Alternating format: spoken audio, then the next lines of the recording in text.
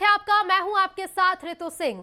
मध्य प्रदेश विधानसभा के शीतकालीन सत्र की आज से शुरुआत हुई। सत्र के पहले दिन इस बार भी एक सामान्य चीज देखने को मिली और वो था विपक्ष का प्रदर्शन।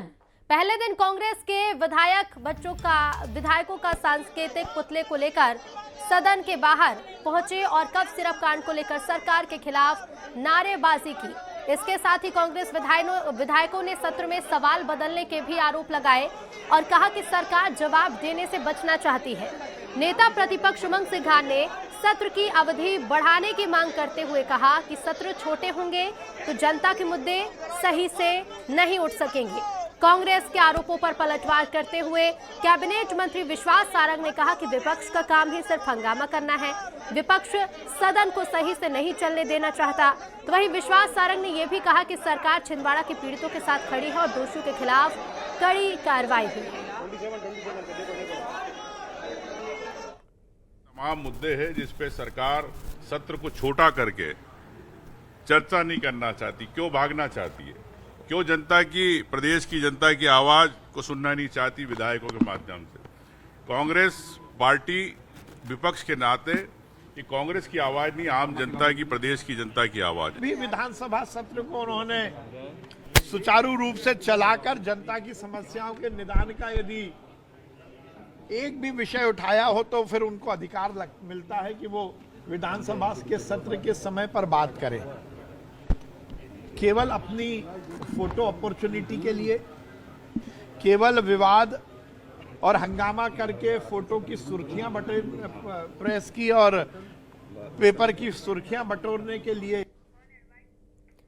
और भोपाल से हमारे सहयोगी शैलेंद्र भदौरिया जुड़ गए हैं। शैलेंद्र, सत्र की शुरुआत और इसके साथ ही जो आसार हर बार जताए जाते कि हंगामा होगा, वो पहले दिन से इस बार भी देखने को मिला।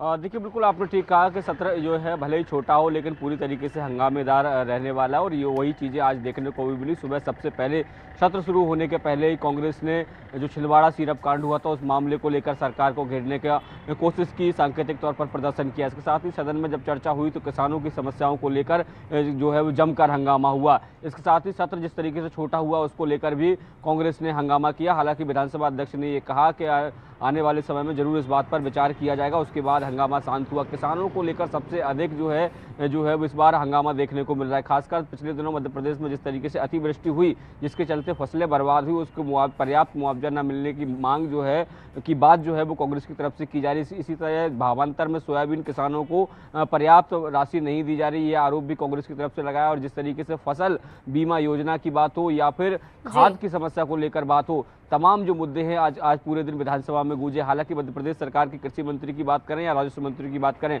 दोनों ने साफ ये कहा कि मध्य प्रदेश की सरकार किसानों के साथ खड़ी है। किसानों को बरगलाने का काम वो कांग्रेस के लोग वो लगातार करते हैं। वो कह रहे हैं मध्य प्रदेश में कहीं खाद का कोई संकट नहीं है।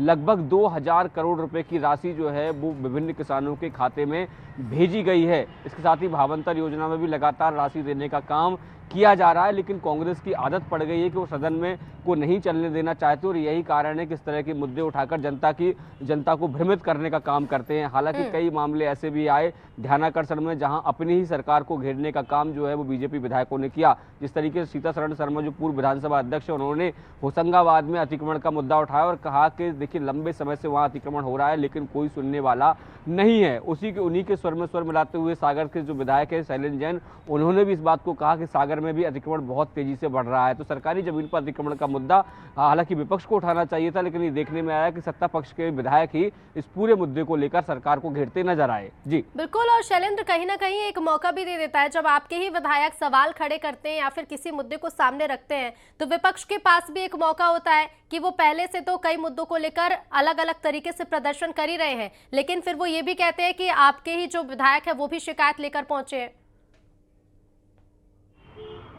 बिल्कुल, निश्चित तौर पर देखिए लगातार जब भी सत्र शुरू होता है उसके पहले विधायक दल की बैठक होती है और उसमें तय किया जाता है कि कई मुद्दे ऐसे होते हैं जो विपक्ष के विधायक उठाना चाहते हैं, जो सत्ता पक्ष के विधायक उठाना चाहते हैं, उनको मना किया जाता है और उनको कहा जाता है कि आप इस तरह के मुद्दे ना उठाइए क्योंकि विपक्ष को बैठे बैठाए मौका मिलता है।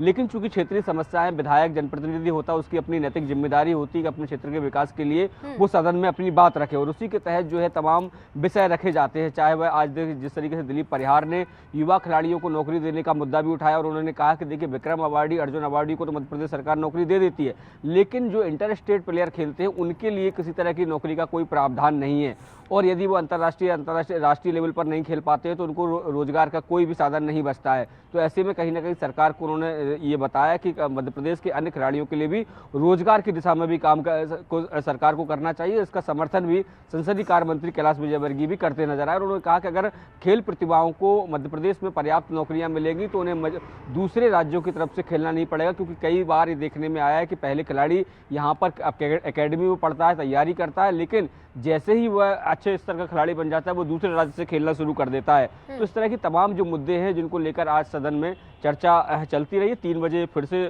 सत्र जो है वो शुरू होगा और 139 के तहत जो चर्चा की जा रही है किसानों के मुद्दों को लेकर वो फिर आगे भी जारी रहेगी। जी बिल्कुल, चर्चा जारी रहेगी, कितना हंगामा होगा ये देखना होगा और बने रहेगा। शैलेंद्र, हम लौटेंगे आपके पास। तो देखिए, कई तरह के आरोप भी लगाए जा रहे हैं और इन आरोपों में कहा जा रहा है कि कई प्रश्न बदले गए हैं। बीजेपी पे से हमारे साथ पंकज चतुर्वेदी जी जुड़ गए हैं। पंकज जी, कई आरोप विपक्ष लगा रहा है। देखिए, प्रदर्शन हर बार होता है, हंगामे की भेंट हम देखते हैं कि सत्र चढ़ ही जाता है, इस तरह के प्रदर्शन होते हैं, लेकिन आरोप अब ये भी है कि सत्र बढ़ाया जाए और इसके साथ ही साथ जो प्रश्न है वो बदल दिए गए हैं। देखिए ऋतु जी, कांग्रेस पार्टी की प्रवृत्ति हो चुकी है आरोप लगाने की और हम उसको अन्यथा भी नहीं लेते, क्योंकि उनका काम है, वो उनकी अपनी रीति नीति और शैली है।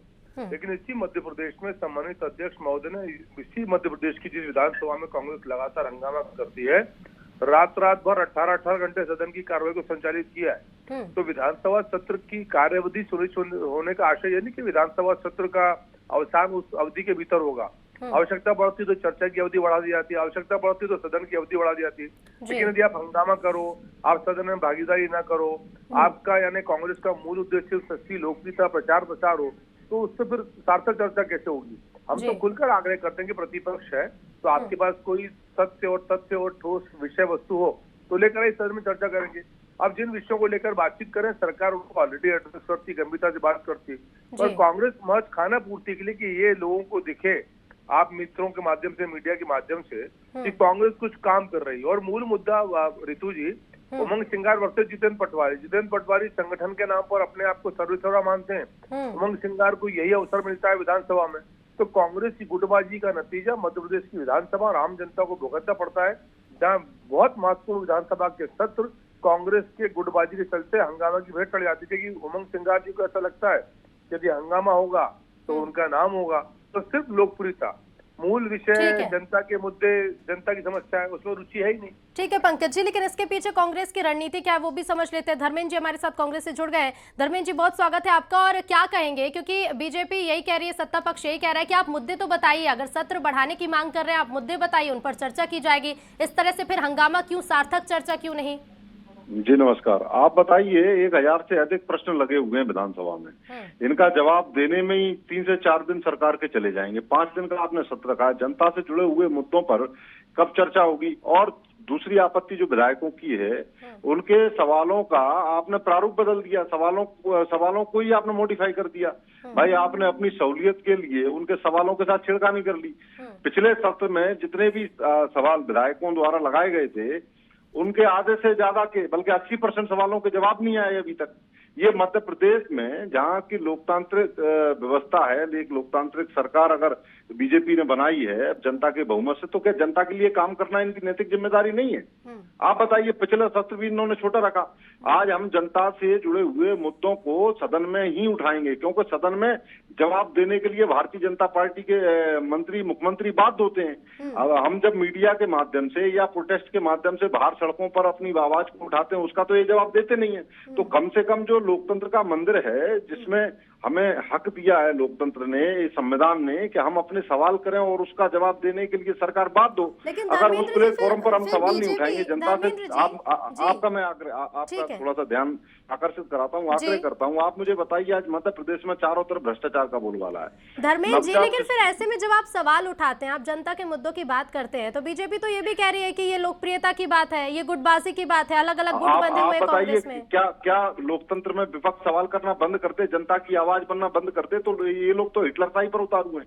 इनके मंत्री 1,000 करोड़ रुपए की रिश्वत ले रहे हैं और उसके बावजूद ये जवाब नहीं दे रहे। आज दूसरी चीज, इससे पहले जब बीजेपी विपक्ष में थी, आपको याद होगा, आसंदियों को घेर कर दिन और रात प्रोटेस्ट करते थे ये लोग, तो आए दिन सवाल करते थे।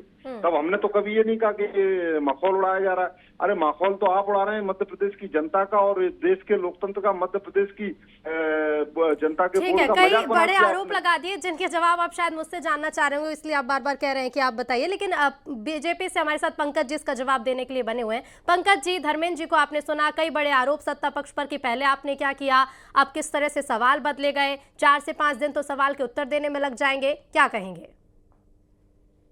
ऋतु जी, विधानसभा की तारांकित अतारांकित प्रश्नों की एक प्रक्रिया है जो संविधान के आधार पर है।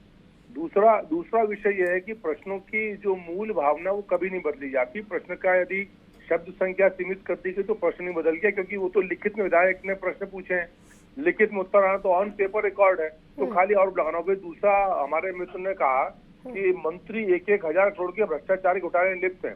मैं ऋतु जी आपके न्यूज 18 के माध्यम से पूरी कांग्रेस को, मैं दिग्विजय सिंह, कमलनाथ, जितेंद्र पटवारी, उमंग सिंघार सबको चुनौती देता हूँ कि एक प्रमाण किसी मंत्री का हो तो लेकर आओ।